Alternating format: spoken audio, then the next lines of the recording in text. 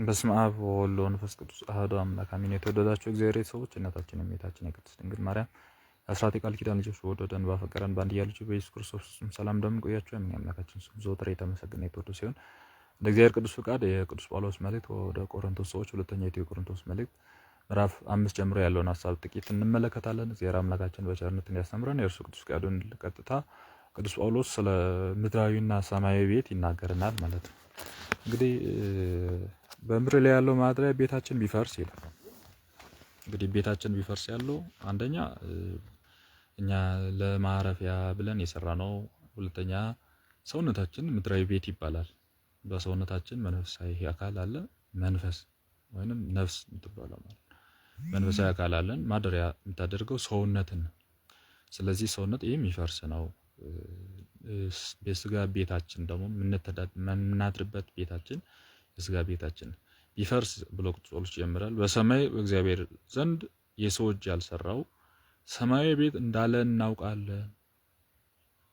እንግዲህ ዛሬ በድሮን በደቡብ ወሎ ቅድስት አርሴማ ገዳም ወድሞ እናያለን። አንደኛ የኛ ሰውነት የእግዚአብሔር ቤት ነው። ሁለተኛ ቤተ ክርስቲያን የእግዚአብሔር ቤት ናት።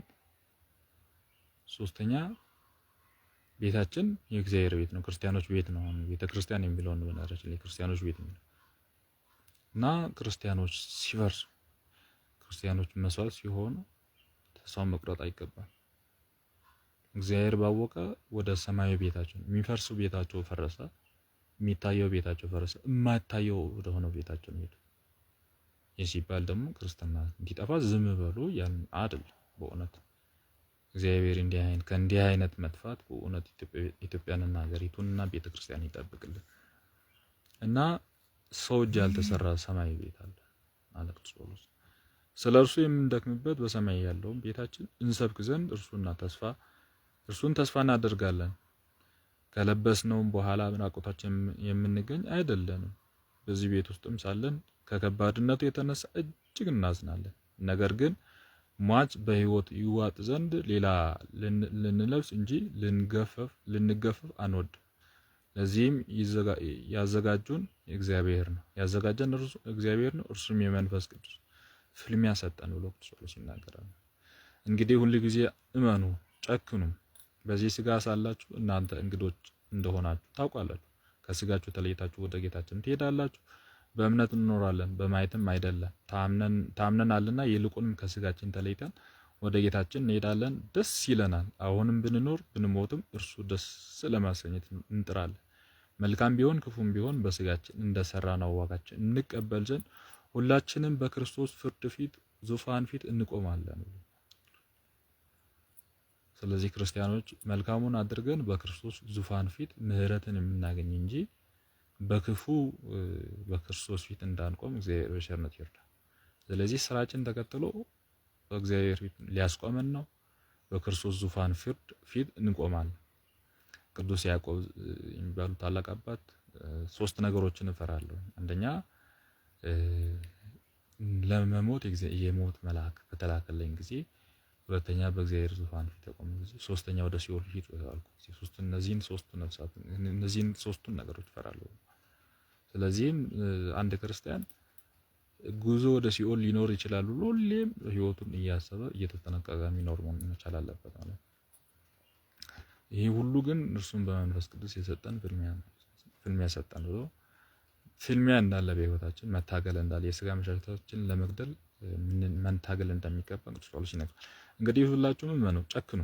በዚህ ስጋችሁ ሳላችሁ እናንተ እንግዶች እንደሆናችሁ ታውቃላችሁ። ከስጋችን ተለይታችሁ ወደ ጌታችን ትሄዳላችሁ። በእምነት እንኖራለን፣ በማየትም አይደለም። ታምነን ይልቁንም ከስጋችን ተለይተን ወደ ጌታችን እንሄዳለን፣ ደስ ይለናል። አሁንም ብንኖር ብንሞትም እርሱም ደስ ለማሰኘት እንጥራለን። መልካም ቢሆን ክፉም ቢሆን በስጋችን እንደሰራን ዋጋችን እንቀበላለን ዘንድ ሁላችንም በክርስቶስ የፍርድ ዙፋን ፊት እንቆማለን። ቀጥሎ ስለ መምህራን ይናገራል። እግዚአብሔርን መፍራት እወቁ፣ አውቀን ሰዎችን እናሳምናለን። ለእግዚአብሔር ግን እኛ የተጣልነን እንዲሁም በልባችን የተገለጠ እንደሆን እንታምናለን።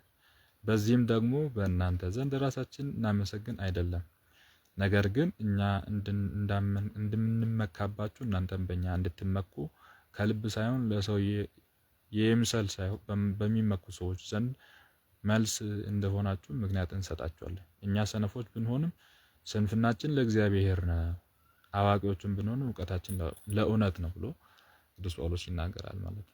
እኛ ሰነፍ የሆንነው ያልገደልነው የሚገሉትን እያየን ያልገደልነው ሰነፍ የሆንነው ሀብት ላፍራ ብር ይኖረኛል ያልነው ስንፍናችን ለእግዚአብሔር ነው፣ አዋቂዎች ቢሆን እውቀታችን ብሎ ቅዱስ ጳውሎስ ይናገራል ማለት ነው።